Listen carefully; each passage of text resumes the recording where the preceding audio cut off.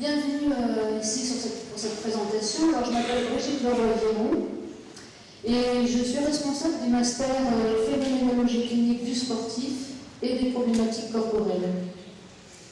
Alors, avant toute chose, je voudrais préciser quelques petites informations parce que je reçois actuellement beaucoup de mails d'étudiants. Beaucoup de mails d'étudiants qui me disent des enseignants nous ont dit que le master allait être supprimé. Donc c'est faux, évidemment, sinon je ne serais pas là avec vous pour vous le présenter. Deuxième information, en psychologie, il y a deux méthodes. La méthode expérimentale et la méthode clinique. Alors j'en reçois aussi beaucoup de mails d'étudiants et je viens d'entendre à la pause une question d'une étudiante qui était exactement la même que celle qu'on me pose par mail. La psychopathologie, c'est quoi? Et effectivement, la psychopathologie, c'est, comme son nom l'indique, un discours de savoir, le logos, un discours de savoir, sur la psyché, et notamment sur la psyché qui ne relève pas de ce qu'on appelle la vie psychique normale, c'est-à-dire qu'il s'agit de la pathologie. Donc la psychopathologie, en psychologie, c'est une manière de s'occuper de la maladie mentale, et là, on peut utiliser plusieurs approches. On peut utiliser une approche cognitive, on peut utiliser une approche psychosociale, on peut utiliser une approche clinique. En tout cas, dans ce master et dans l'autre master qu'on vous présentera tout à l'heure, le master PCP, psychologie clinique, psychanalyse, on s'intéresse d'une part à la vie pathologique, selon une méthode clinique, et on s'intéresse aussi à la vie normale, c'est-à-dire tous les phénomènes, les processus qui nous animent, quand on ne relève pas de la pathologie, quand notre conduite ne relève pas de la pathologie, et on utilise aussi, et toujours, cette méthode clinique. Donc dans ce master et dans le master PCP, qui appartiennent tous les deux à une même mention, on utilise la méthode clinique exclusivement. Nous ne sommes pas formés à la méthode expérimentale. Cette méthode clinique, elle peut avoir plusieurs référentiels. Certains d'entre nous utilisent le référentiel psychanalytique, d'autres utilisent le référentiel psychanalytique et phénoménologique. C'est mon cas et celui des collègues qui collaborent sur ce master. Alors ce master a été créé sous la forme d'un DESS en 1992, quand Georges Frêche, vous n'avez pas connu, mais c'est le célèbre maire de Montpellier qui avait des tendances un peu mégalomanes, Georges Frêche avait décidé d'inventer les Jeux Olympiques méditerranéens. Rien que ça. Donc ça n'a pas duré longtemps, il y a eu une session de Jeux Olympiques méditerranéens qui rassemblait les athlètes de tout le bassin méditerranéen, et puis ça s'est arrêté. Mais ça a suffi pour qu'une abondance de financement arrive sur la région montpelliéraine, et du coup, il y a eu des postes qui se sont ouverts, et des crédits, des financements qui se sont ouverts dans les milieux sportifs pour embaucher, employer des psychologues.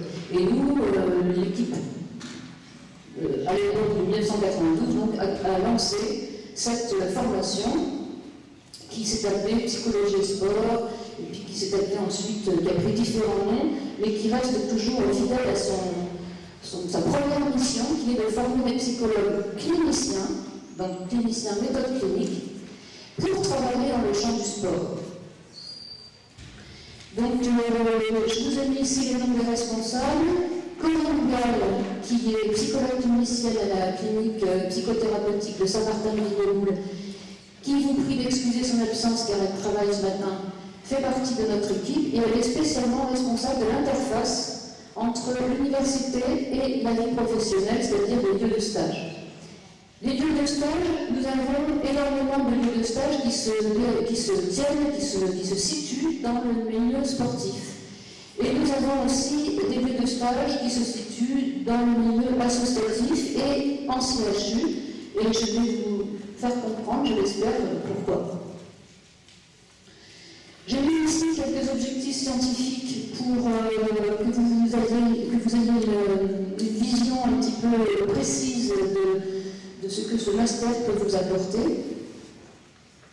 Donc il s'agit évidemment de répondre aux problématiques qui sont liées à l'activité sportive. sport de haut niveau, mais aussi sport amateur.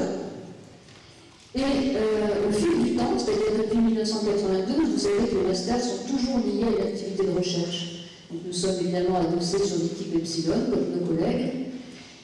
Et au fil du temps, les phénomènes et les processus, les dynamiques psychiques que nous avons modélisés, nous nous sommes rendus compte qu'elles n'étaient pas à l'œuvre seulement chez les sportifs de haut niveau, mais qu'elles étaient à l'œuvre de manière pas aussi formelle, pas aussi, c'est-à-dire petite, c'est-à-dire dans d'autres populations, c'est-à-dire que la population des sportifs de haut niveau, c'est comme une loupe, ça nous a permis de modéliser des processus et des dynamiques qui en fait sont opérantes chez tout le monde.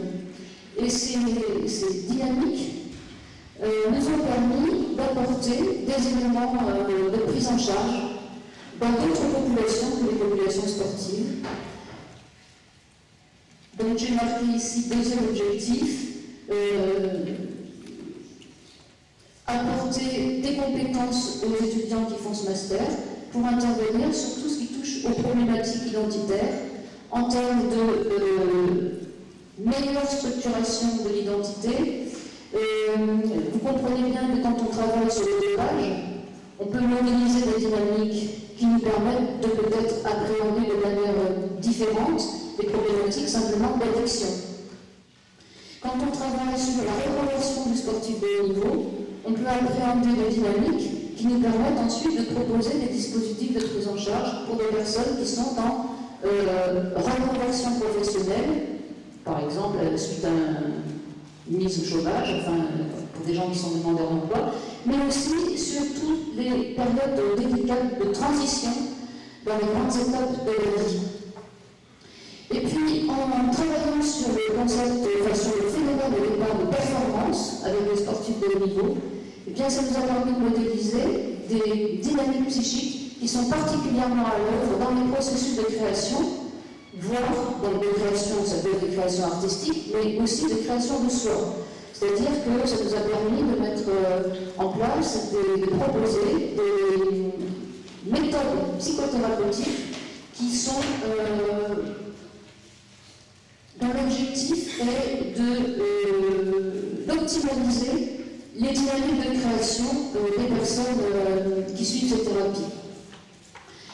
Du coup, nous avons des partenaires qui sont, par exemple, ici à Montpellier, l'école de cirque d'Alcazar, mais aussi des partenaires qui sont des structures artistiques, musique, danse, etc. Quelques objectifs professionnels. Dans cette liste, vous reconnaîtrez évidemment des objectifs qui sont ceux de tous les psychologues cliniciens, conduire une évaluation psychologique, mais nous ici, spécifiquement des sportifs. Vous savez que depuis quelques années, il y a une loi qui oblige dans les clubs sportifs à mettre en place des tests de détection et d'évaluation du sportif qui se destine au haut niveau, dans les pays de France, etc. Assurer le suivi psychologique individuel et groupal. Nous avons dans notre master une forte orientation groupale. C'est-à-dire que vous êtes à la fois formé pour la prise en charge individuelle et aussi groupale avec un outil qui est celui qui est développé par Corinne Wall, qui est celui du psychodrame existentiel. Donc Corinne Wall qui a fait une thèse sur ce sujet et qui a écrit aussi un ouvrage de Judith Jacob sur le psychodrame. À partir de ce premier champ de travail sur le milieu du sport de haut niveau, comme je le disais, ça nous a permis de déplacer des éléments de connaissance modélisés dans d'autres champs de savoir qui ne sont pas forcément sportifs. Donc les étudiants dans ce parcours peuvent aussi proposer des prises en charge dans le champ de la psychiatrie, dans l'éducation fonctionnelle et les champs que j'ai marqués comme exemple ici, et cette liste n'est pas exhaustive. Il faut savoir que leur spécificité, la spécificité de ces psychologues cliniciens formés dans ce parcours, c'est leur porte d'entrée. C'est toujours la question du corps du mouvement, et du corps sentant, du corps de sentir, qui est central et qui est la porte d'entrée à partir de laquelle ils appréhendent les problématiques dans ce champ de la phénoménologie du sportif. Les stages, 250 heures en M1, 300 en M2, ce sont des stages tutorés avec en M1 un mémoire de recherche à la clé et une soutenance évidemment, en M2 un mémoire plus professionnel. Et les stages sont toujours encadrés, tutorés par un psychologue clinicien. J'ai noté ici les intitulés des yeux, pour vous savez une petite idée des thématiques qui sont approfondies. Ce qui est en orange foncé rouge, ce sont les yeux qui sont mutualisés avec le parcours PCP. Le parcours PCP va vous être présenté ensuite, c'est un parcours qui forme des psychologues cliniciens généralistes. Donc, toutes les connaissances que nos psychologues spécialisés dans le champ du corps et du sport ont en commun avec les psychologues cliniciens généralistes dans une orientation psychanalytique, on a donc mutualisé ces UE pour qu'en fait, on n'ait qu'une fois l'UE et qu'il puisse être dispensé au public en entier des deux parcours. En blanc, vous avez les parcours qui sont spécifiques, enfin les intitulés d'UE qui sont spécifiques à notre parcours. Donc, méthodologie de la recherche, avec une méthodologie particulière puisqu'on utilise, selon la méthode clinique, une approche élective. Phénoménologie des problématiques corporelles, théorie de la globalité, une deuxième UE qui est la suite de du premier semestre, phénoménologie des problématiques corporelles 2, des pratiques psychologiques, le temps et la mémoire. En seconde année, il n'y a aucune UE mutualisée, toutes les UE sont spécifiques au parcours, et j'ai noté en rouge un petit sous-titre de chaque UE qui vous permet de voir un petit peu de quoi il s'agit. Donc, dans un premier temps, intervention clinique, les approches corporelles et sportives. Vous avez ensuite corps et psychanalyse, puisque nous avons deux référentiels, psychanalyse et phénoménologie. Vous avez les symptômes et contre-performances. En corps et phénoménologie, on travaille la question de la présence, de l'émotion et de la performance. Corps et phénoménologie 2, on travaille la question de la création, de la spontanéité et de l'intersubjectivité. Donc là, il y a une assise winnicottienne importante et aussi une assise à l'étayage référentiel très phénoménologique. Corps et psychanalyse, stress, addiction, dopage. Et puis ensuite, après une importance sur l'éthique et la déontologie, vous avez les UE qui concernent la réalisation du mémoire professionnel.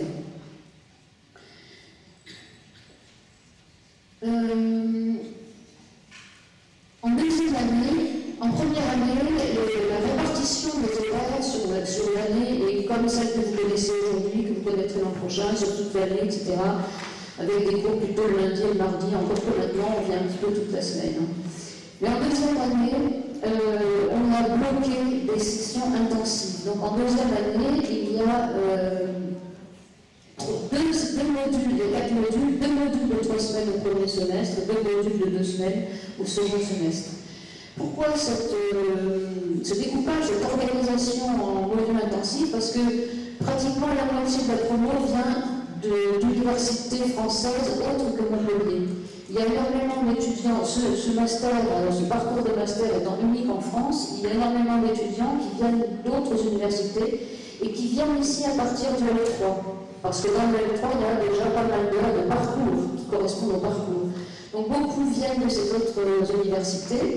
Et Master 1, les organismes, Master 2, ils font souvent les stages dans la région dans laquelle ils veulent exercer.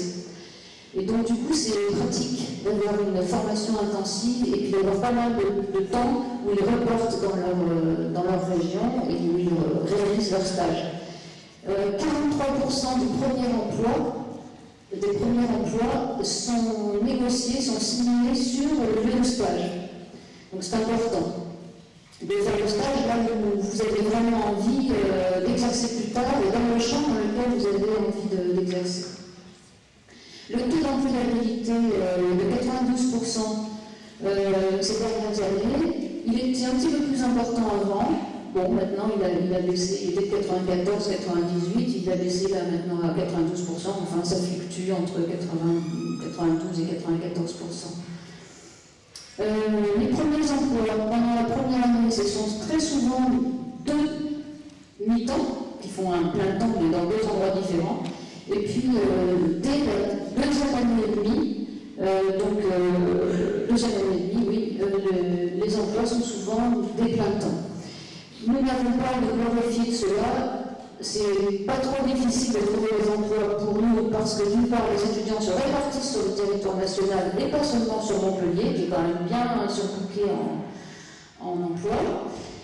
Et deuxièmement, la moitié de nos emplois se trouvent dans des milieux sportifs. Donc c'est vrai qu'il n'y avait pas de psychologue, donc c'est pas.